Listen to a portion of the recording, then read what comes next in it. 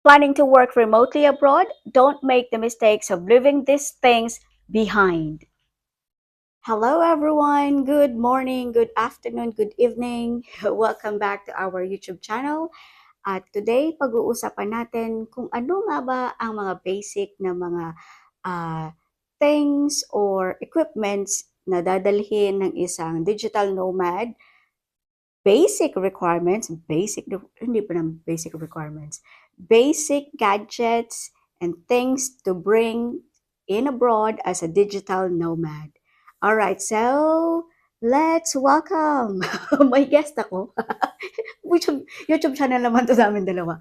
Okay, so we will ask my husband because ang husband ko yung digital nomad, yon. So, tatanungin natin siya kung ano yung mga bagay na dapat dadalhin ng isang VA sa abroad para maging ready sa bakbakan. Yan, next naman. Okay. So, ito yung asawa ko. Ano ginagawa? Naglalaro ngayon.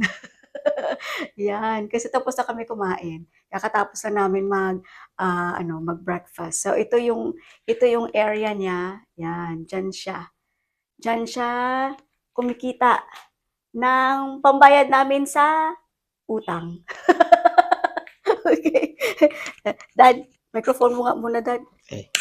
Oh, ito yung gawin siya ng isang guest sa YouTube channel namin na kami din yung may-ari. Sige na, ano yung basic equipment na dapat dadalhin ng isang huwag masyado malapit sa ng isang digital nomad. Syempre laptop na ng handy, yung up to par yung specs, at least 8 gig, at least, at pero ngayon medyo mahina na yan, pero at least 8 gig pwede na yon. Pwede na. Laptop mo, di ba? Ano yung laptop mo? 8 gig lang. So, Lenovo, ano yan? Lenovo ThinkPad ata. Oo, 8 gig lang yan. Medyo na yan, minimum requirement na yan. Ngayon. Oo. Tapos yun, wireless na keyboard if meron kayo. Ano yan yung mo, Dad? Yung generic lang na keyboard. Hindi ko alam to, yung binili lang sa Shopee. Binili mo sa Shopee to, so generic lang kasi kailangan mo ng wireless. Kasi parang hindi mabilis masira yung keyboard ng laptop mo. So kung minsan lang uminit yung ulo mo, so at least yung binili mo sa Shopee na keyboard lang yung hindi yung dito. Yun. Mahirap na ako. Saka yung maiinis ka sa client mo. Of course, akin prefer ko yung mouse. So, yun, mouse. May wireless kayo. Kasi may wireless na mouse, naubos na yung battery ata. Kaya ngayon yung wired na lang. So dapat dalawa yung mouse na. Dalawang mouse, may battery sa yung yung wired for Pero okay naman yung yung pad kung sanay kayo or kung tawag ito kung yung Mac, yung Apple, yon mas maganda kung pad gamitin nyo. Okay na yun. So, yun lang sa basic sa camera.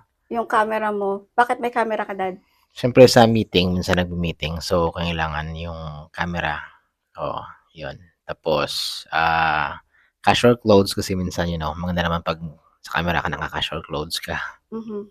Naka-colored, Tapos yung headset, itong Jabra na headset, magto 2 years na to. So, okay naman yung reliable headset. Yan naman. Okay naman yung earphone kaso mas maganda yung may headset at yung may noise cancellation. Yun. Kasi minsan yung anak natin dito naglalaro, na sumisigaw, nag-ano ng tablet, ganun. Tapos minsan nag-aaway kami dalawa, tapos may kausap ka. Pero ito yung headset, hindi siya masyadong magaling sa noise cancellation. So, magkuha lang kayo ng app. Pero may ibang headset na pang noise cancellation talaga. Yun yung kung ano yung mga mo? Yung mga mamahalin na Jabra.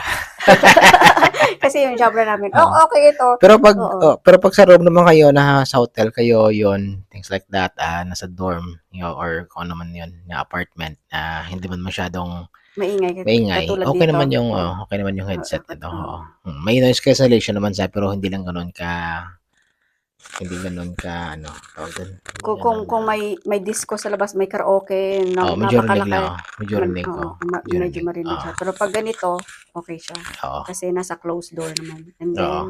then, yun dun, daddy. Ito yung hub kasi kailangan mo for like, ito yung naka-connect sa camera, connect sa lamp, tapos yung power para kasi yung ports ng laptop is hindi mo naman kaya ganun karami. So, Yung USB. yung kailangan mo ng mga hub, talaga ng hub for your other peripherals like if need mo nung tawag doon ng external hard drive, or Yan. need mo ng dalawang klaseng camera. Bakit may lamp ikaw? Yung kasi binili mo yan. So, Para makita mo yung oo. type mo dyan. Yan. Minsan, kasi wala hindi to naka-backlit eh. So, kung sa keyboard, mas maganda yung may backlit. Kahit dim lang, hindi lang talaga yung sa may backlit lang kasi parang maganda yun eh. Yan. Tapos guys, may sikreto ito yung asawa ko na na ipapakita ko sa inyo. Pag may kausap siya na pag may kausap sa na tawag dito yung na customer online tapos napakahirap explainan yun. Alam niyo ba kung ano yung anong sikreto niya? Pakita ko ha. Ito. Yan. Yan. Kunwari, yan ang kinakausap niya. Itong meron na to. Iharap niya yan dyan sa kanya. Ganyan. Yan yung isang sekreto niya. Binuking. Tapos yan yung kakausapin niya. Tapos i-explain niya ng maigi. Hindi ko nagagamit yan. Yan. So, yan guys. Yan yung mga basic na mga na mga dito? Equipment na dadalhin sa labas. Kasi ilang years ka na dad na nagtatrabaho sa industry na to? Na VA since 2024?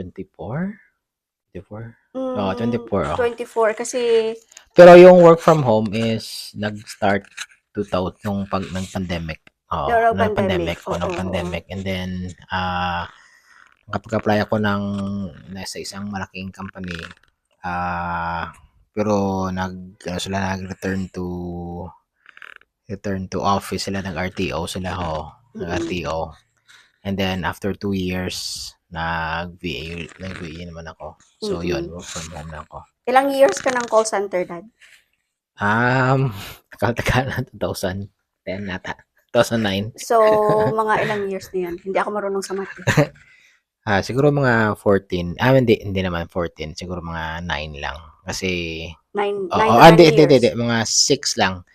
Mga 6. Kasi yung iba parang non-voice na hindi talaga call sa center. total career mo na nagko-call center ka? Yun nga, yung call center nga, mga 6 or 7 years lang.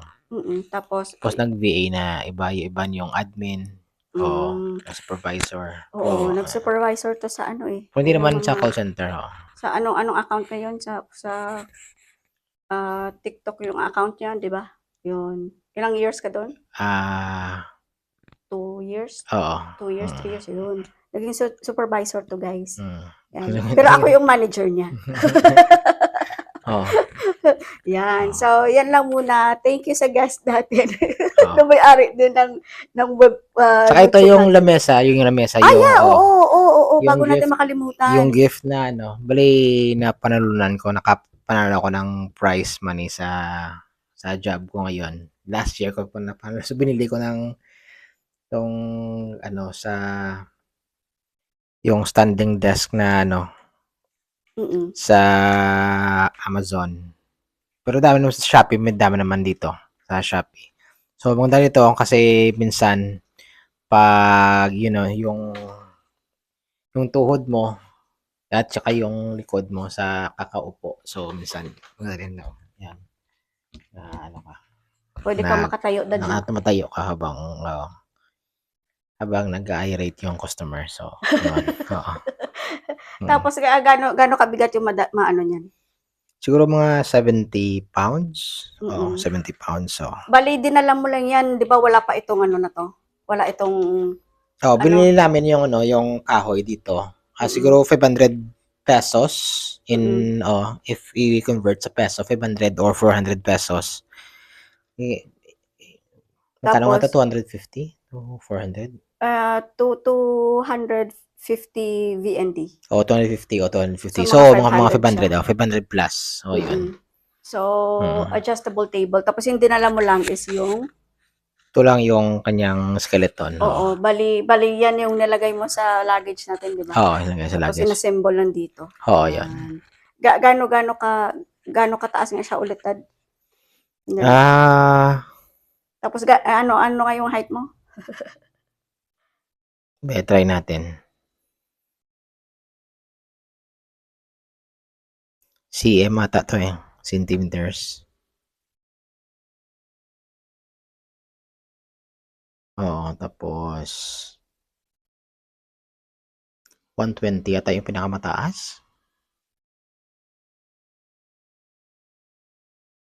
Oh, yun, 120. Ayun. Oo. 120 nga, o yun. Mm. Oo, so 120 siya. Tapos, gano'n ikaw kakatangkadad? Siguro mga 5, 5'6"? Oo, 5, yan. 6 and a half, gano'n? Oo, Yun, 5'6" so ganyan siya, hanggang dibdib mo. Ang dibdib yung pinakamataas. Oo. Yun. Tapos, nilagay namin dyan yung anak namin na 20 ilang kilos si Chara? 25. 25 po. 25 kilos, yun. Stable siya, hindi siya umaalog-alog, tapos kayang-kaya.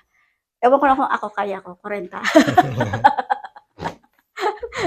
Okay, so that's all for now. So ito, table, adjustable table, yung mouse, wireless keyboard, yung laptop, tapos yung webcam, USB, Yung hub.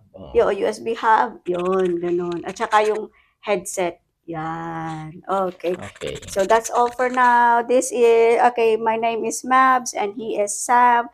And see you again in our next vlog. Bye!